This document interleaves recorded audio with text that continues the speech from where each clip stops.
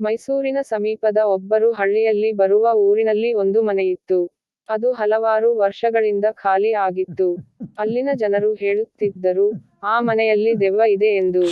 ಒಂದು ರಾತ್ರಿ, ಸುನಿಲ್ ಮತ್ತು ಅವನ ಸ್ನೇಹಿತರು ಆ ಮನೆಯನ್ನು ಪರಿಶೀಲಿಸಲು ನಿರ್ಧರಿಸಿದರು.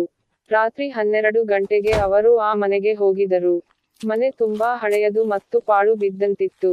ಮನೆಗೆ ಒಳಗೆ ಪ್ರವೇಶಿಸಿದ ನಂತರ, ಅವರು ಇಳಿಜಾರಿನಲ್ಲಿ ಒಂದು ಹಳೆಯ ಬಾಗಿಲು ಕಂಡುಬಂದಿತು. ಬಾಗಿಲು ತೆರೆದಾಗ, ಅವು ಅತಿರಿಕ್ತವಾಗಿ ಚೀರಿತು. ಇನ್ನು ಮುಂದೆ ಇಳಿದುಕೊಂಡು, ಅವರು ಪಾತಾಳಕ್ಕೆ ಹೋದರು. ಅಲ್ಲಿ, ಅವರಿಗೆ ಹಳೆಯ ದೀಪವೊಂದನ್ನು ಕಂಡುಬಂತು. ದೀಪವನ್ನು ಬೆಳಗಿದಾಗ, ಎದುರು ಬಂದ ದೃಶ್ಯ ಅವರನ್ನು ಬೆಚ್ಚಿಬೀಳುವಂತೆ ಮಾಡಿತು. ಆ ಸ್ಥಳದಲ್ಲಿ ಹಳೆಯ ಕಬ್ಬಿಣದ ಸರಪಳಿಗಳಲ್ಲಿ ಬದ್ಧವಾಗಿ ಒಬ್ಬ ಸ್ತ್ರೀ ಹಾ ಹಾ ಹಾ ಅಂತ ಚೀರುತ್ತಿದ್ದುದು. ಸ್ನೇಹಿತರು ಹೆದರಿಕೊಂಡು, ಹೊರಗೆ ಓಡಿದರು. ಬಾಗಿಲು ತಾಕುವಷ್ಟರಲ್ಲಿ, ಬಾಗಿಲು ತನ್ನಿಂದಲೇ ಮುಚ್ಚಿತು.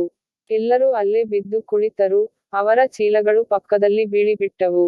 ಅವರನ್ನು ಹುಡುಕುವ ಮೊದಲು, ಆ ಸ್ಥಳದ ಪಾದರಿ ಅಲ್ಲಿಗೆ ಬಂದು, ಆ ದೆವ್ವವನ್ನು ಶಾಂತಪಡಿಸಿ, ಸ್ನೇಹಿತರನ್ನು ಹೊರಗೆ ಕರೆತಂದನು. ನಂತರ ಅವರು ಆ